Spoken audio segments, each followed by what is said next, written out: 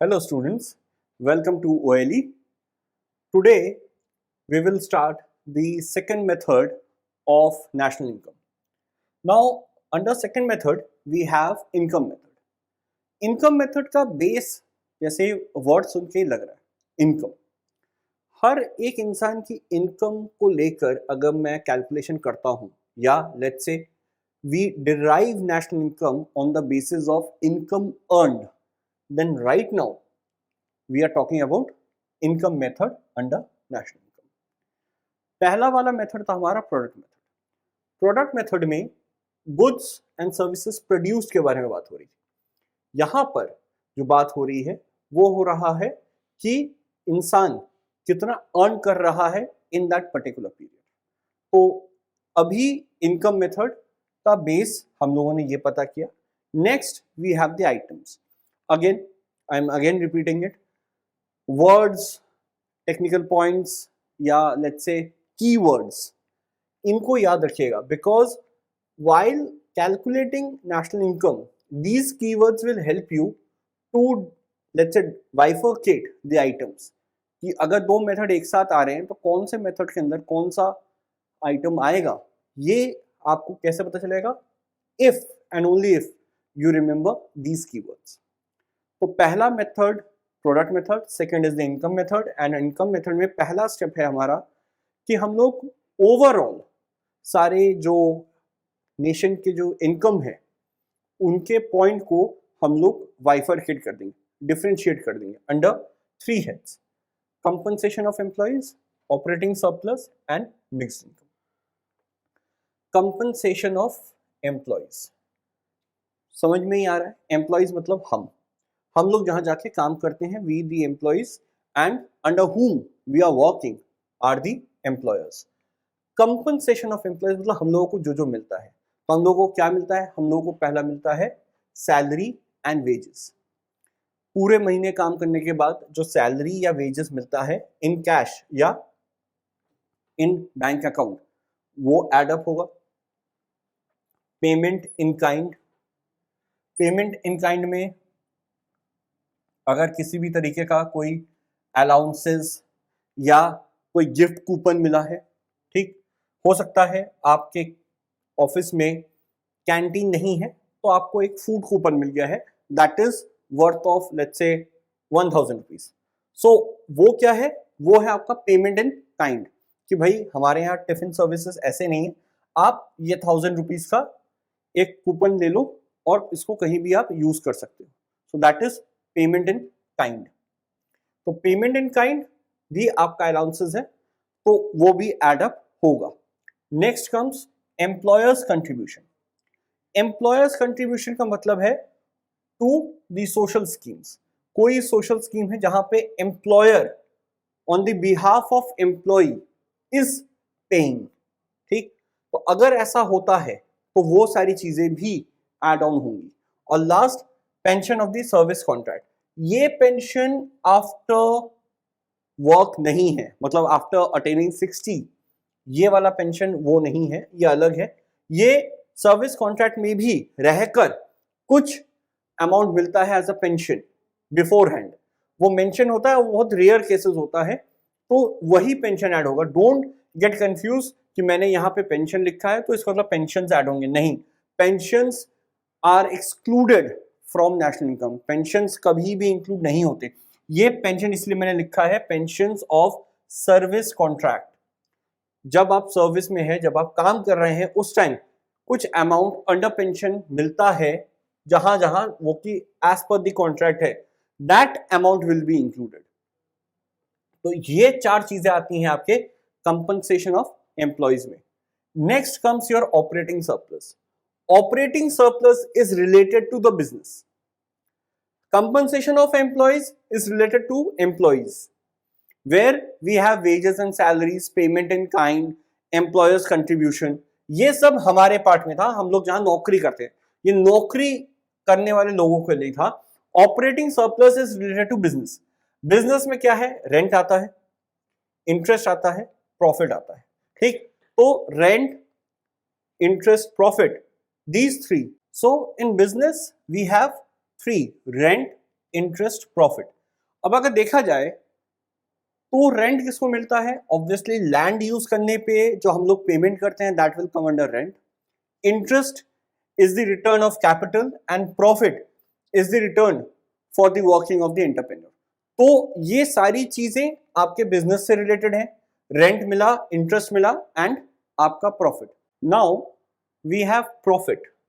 Profit can be divided into 3 parts again, that is dividend, corporate tax and undistributed profit. Dividend पता ही है क्या होता है, जो लेफ्ट ओवर पार्ट है, शेयर्स एंड डिविडेंड। तो शेयर्स अगर सब्सक्राइब किया है तो कुछ एक्स्ट्रा दैट इज जो रिटर्न में मिलता है दैट इज द डिविडेंड।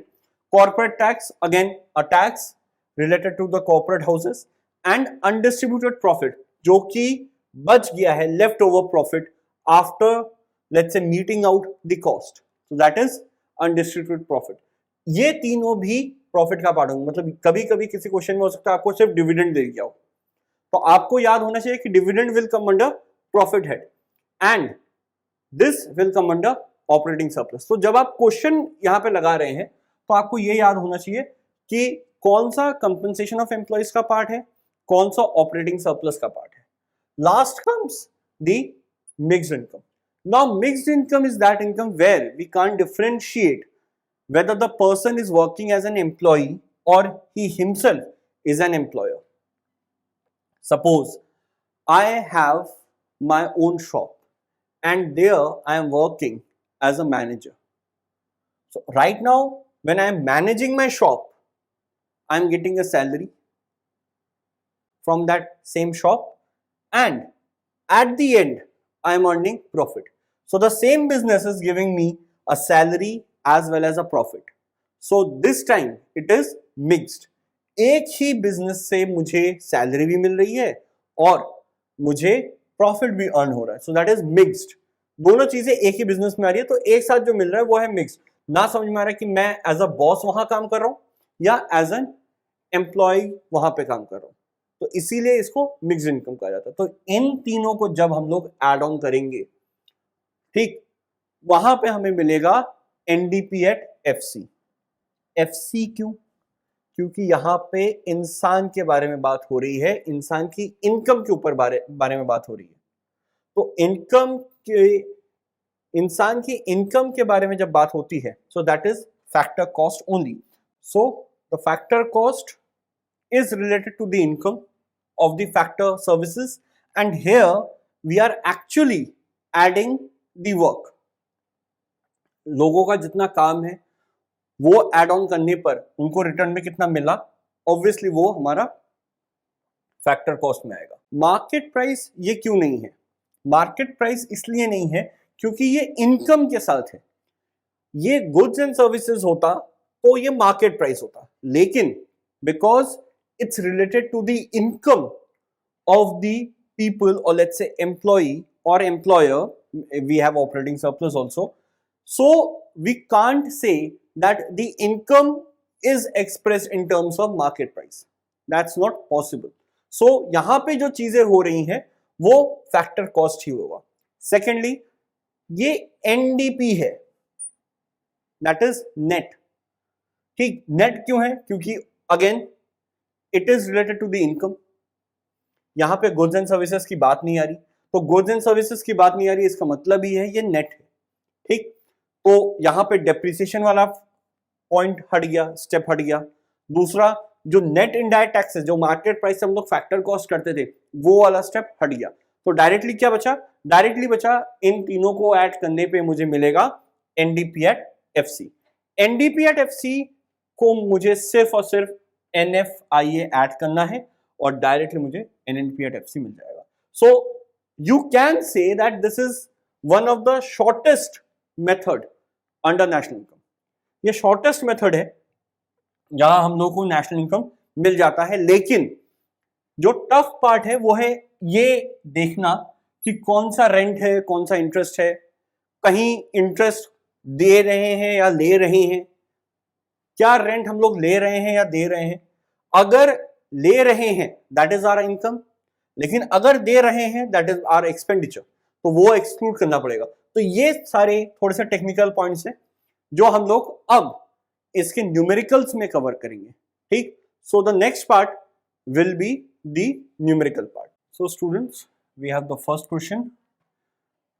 अगर आपको ओवरऑल एक इमेज समझ में आ रही है, वेजेस दिया है, रेंट दिया है, इंटरेस्ट है, डिविडेंड है, मिक्स्ड इनकम है, undistributed profit, social contribution, corporate profit tax and NFI है। तो ये भी हमारा कंपनसेशन टू एम्प्लॉइज का पार्ट था, ये आपका ऑपरेटिंग सरप्लस का पार्ट है, ये अपने में मिक्स्ड इनकम एक सेपरेट हेड है। तो ये तीन ऑपरेटिंग सरप्लस, ठीक, ये आपका एक मिक्स्ड इनकम, यहां पर कुछ और है अनडिस्ट्रीब्यूटेड प्रॉफिट और सोशल कंट्रीब्यूशन। अनडिस्ट्रीब्यूटेड प्रॉफिट भी आपका यहां ऑपरेटिंग सरप्लस, सोशल कंट्रीब्यूशन आपका that is compensation to employees, जो पहला वाला हेड था उसका पार्ट है, एंड कॉर्पोरेट प्रॉफिट टैक्स, ये भी आपका ऑपरेटिंग सरप्लस का पार्ट है। तो कहने का मतलब है, अगर मैं ऐसे कहूं कि वेजेस, इसको अगर मैं मार्किंग कर देता हूं 1 2 3 4, we have 5, then we have 6, then 7 and then we have 8। तो कंपनसेशन मैं शॉर्ट में लिख रहा हूं स्टूडेंट्स, आप लोग कभी शॉर्ट में मत लिखिएगा। कंपनसेशन टू एम्प्लॉइज, उसमें कौन कौन सा आएगा? कंपनसेशन टू एम्प्लॉइज में आएगा 1, दैट इज वेजेस, प्लस फिर क्या है आपका social contribution, that is 7th, फिर क्या आएगा? और कुछ नहीं है। Next comes your operating surplus. तो ऑपरेटिंग सरप्लस में आपका आ रहा है 2 plus 3 plus 4 plus 6 and we have 8। And mix income तो अपने में सेपरेटली दिया ही है, दैट इज 5th पॉइंट। अब अगर आप देखें जो आंसर पूछा गया है कि डोमेस्टिक इनकम क्या है, तो सारी चीजें ऐड ऑन कर दीजिए, हमें डोमेस्टिक इनकम मिल जाएगी। लेकिन प्रेजेंटेशन आपका समवॉट ये होना चाहिए, ठीक। हाँ, आप 1 और 7 नहीं लिखेंगे, आपको वहां पे पूरा लिखना पड़ेगा। कंपनसेशन टू एम्प्लॉइज आपको लिखना पड़ेगा वेजेस प्लस सोशल कंट्रीब्यूशन, ठीक, या आपको लिखना पड़ेगा 10,000 plus 400 equal to compensation of employees. Operating surplus rent का 5,000, 400, 3,000, ये प्लस आपका आएगा undistributed profit that is 200 and 400। इसको करने के बाद is equal to operating surplus and mixed income is equal to 400। इन तीनों को ऐड करेंगे तो जो मिलेगा वो होगा हमारा डोमेस्टिक इनकम। एक तरीका ये भी है कि हम लोगों ने डायरेक्टली लिख दिया, लेकिन ये तरीका मैं ये नहीं बोलूंगा गलत है, लेकिन ये इनकम्प्लीट है, क्योंकि यहां पे मुझे पता नहीं चल रहा कि कौन सा कंपनसेशन टू एम्प्लॉइज है, कितना हमारा ऑपरेटिंग सरप्लस है। तो ये सारी चीजें आपके इस सॉल्यूशन में मिसिंग है, इस सॉल्यूशन में इट इज क्लियर। तो दोनों में अंतर है। आप अगर ये भी देते हैं तो मार्क्स नहीं कटेगा, लेकिन it is not a right way to present. See, answer will remain same, 19,800 will remain same, presentation matters. यहां पे steps marking में अगर आपका 19,800 मिस भी होता है, a teacher will come to know that a student knows the bifurcations, but here teacher will say that the presentation is wrong and he or she might cut 1 mark for the presentation, ठीक। तो दोनों में ये अंतर है। आप जब भी क्वेश्चन सॉल्व कर रहे हैं, try to use this method rather than this, तो ये था हमारा domestic income.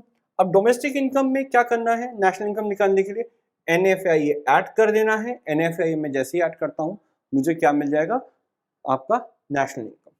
So domestic income plus NFIA is equal to national income. तो ये आपका सेकंड वाला पार्ट भी यहाँ पे सॉल्व हो जाता है। I hope you got the picture कि कैसे क्या है। यहाँ पे तो डायरेक्टली हेड्स दिए थे, आपको पता था, हेड्स याद कर लीजिए, जैसे मैं बार बार कह रहा हूं कि you have to learn the heads. Without learning the heads you won't be able to solve. आपको पता ही नहीं होगा कि कौन सा हेड किसके अंदर आ रहा है, और आप ऐसे करके प्रेजेंट कर दोगे, which is not right. Okay, so कोशिश करिए, हेड्स याद रखिए, कोशिश करिए प्रेजेंटेशन को और जितना अलग करके दिखा पाए उतना ज्यादा बेटर हो पाएगा। ठीक, नेक्स्ट क्वेश्चन पे आते हैं। The second question is bit more, let's say, typical or complex than the first one.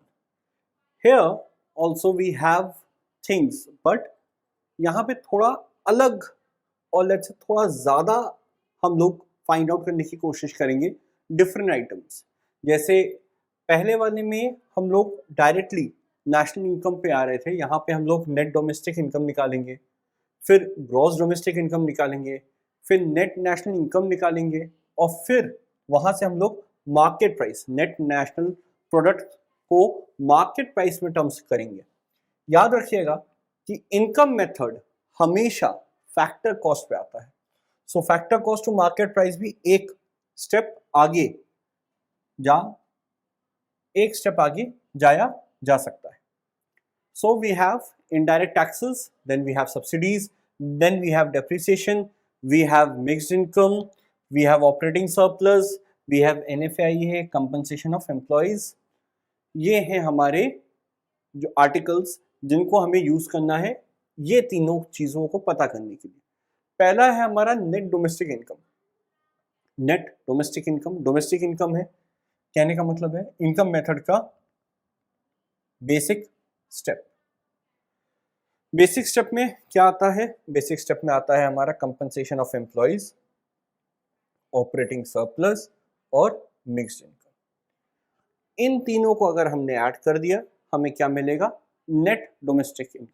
सीधी सी बात है भाई, नेट क्यों है, याद करिए इनकम मेथड में जब हम लोग इनकम को ऐड कर देते हैं तो हमें क्या मिलता है, हमें डायरेक्टली नेट प्रोडक्ट मिलता है। So net domestic income, that means it's a first basic step of income method.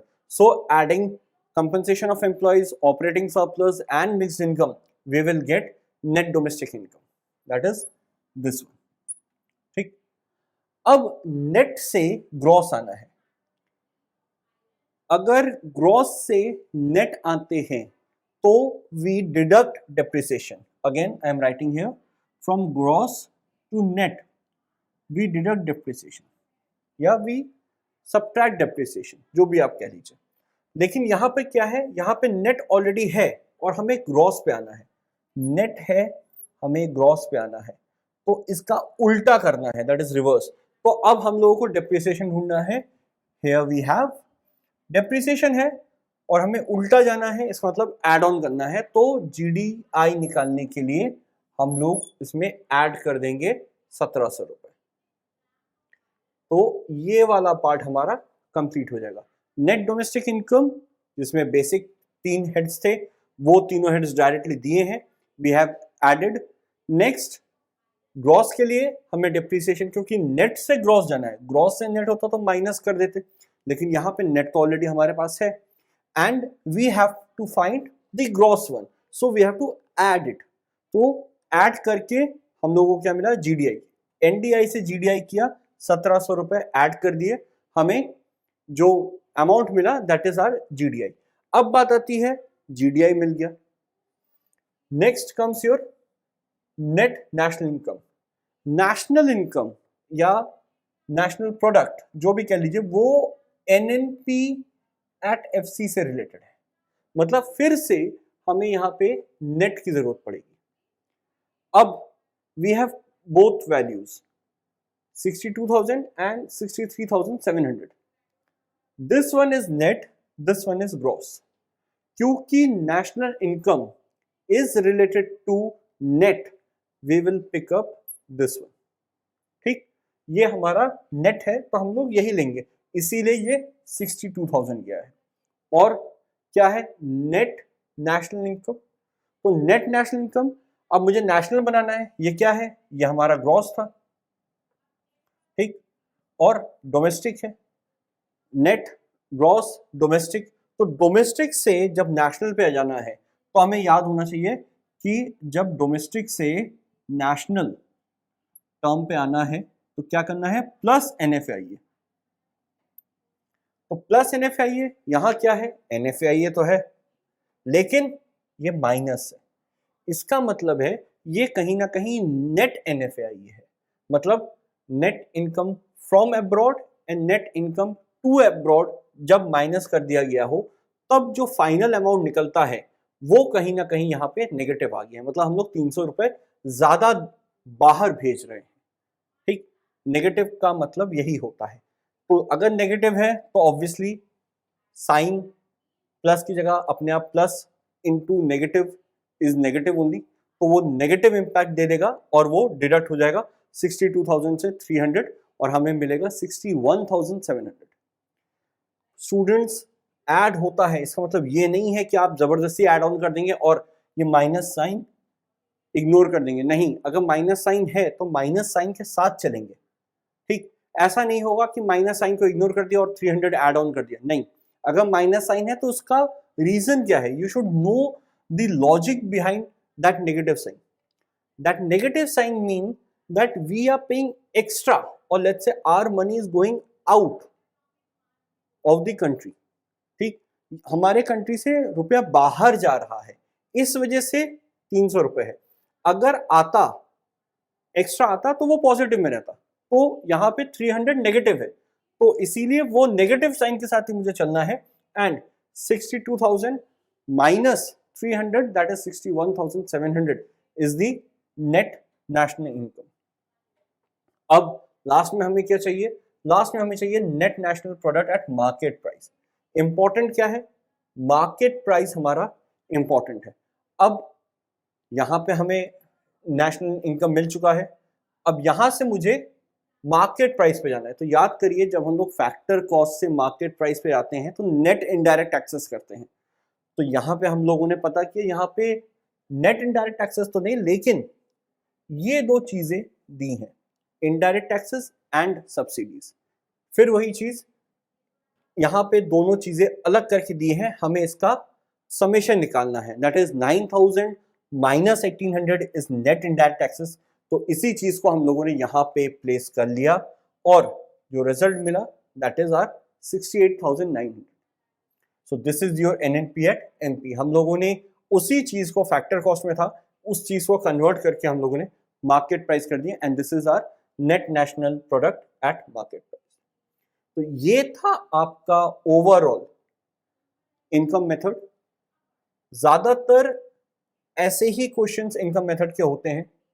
मैं फिर से बता दूं, 3 हेड्स हैं, आपको तीनों हेड्स के अंदर क्या क्या चीजें आएंगी क्या क्या चीजें नहीं आएंगी ये पता होना चाहिए। इंपॉर्टेंट पॉइंट होता है आपके अलाउंसेस, क्योंकि अलाउंसेस ऐसे पार्ट्स होते हैं जो ज्यादातर स्टूडेंट कंफ्यूज कर जाते हैं, उनको यही नहीं समझ में आता कि अलाउंसेस क्या है। अलाउंसेस बेनिफिट्स होते हैं जो एक एम्प्लॉयर देता है अपने एम्प्लॉय को, लेट्स से ट्रांसपोर्ट अलाउंसेस, कहीं ऑफिस से आना जाना है तो कुछ रुपए अलग से मिल गया, so that is your traveling allowances or transport allowances and that will be added under compensation to employees। तो आपकी ये सारी चीजें, और कोई भी मेथड जब आप पढ़ रहे हैं, do remember that we have precautions there, remember those precautions, remember जैसे लॉटरी इनकम है, इनकम है वो, but again it's a lottery income, lottery income is excluded from national income, so you won't add it there। ठीक, तो ये सारी चीजें हैं जो आपको जब आप कैलकुलेट कर रहे हैं तो आपको याद रखना पड़ेगा। सो दिस इज इट, ये 2 क्वेश्चंस थे नेशनल इनकम के under income method. I hope overall आपको एक कॉमन जिस्ट मिल गया होगा कि कैसे क्वेश्चंस आते हैं एंड क्या क्या हेड्स होते हैं। एंड आप सिर्फ ये लेक्चर मत देखिए, while finishing the lecture go and practice these numericals, because Just by seeing or watching this lecture won't help you. You have to practice these questions, then only you will get the technical aspect of each and every question. So for right now, thank you and take care.